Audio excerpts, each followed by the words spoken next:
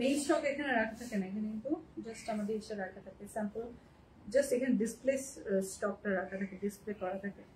এই যে দেখেন, এই দেখেন বর্ডার খুব সুন্দর করে সে ফ্লিক করা।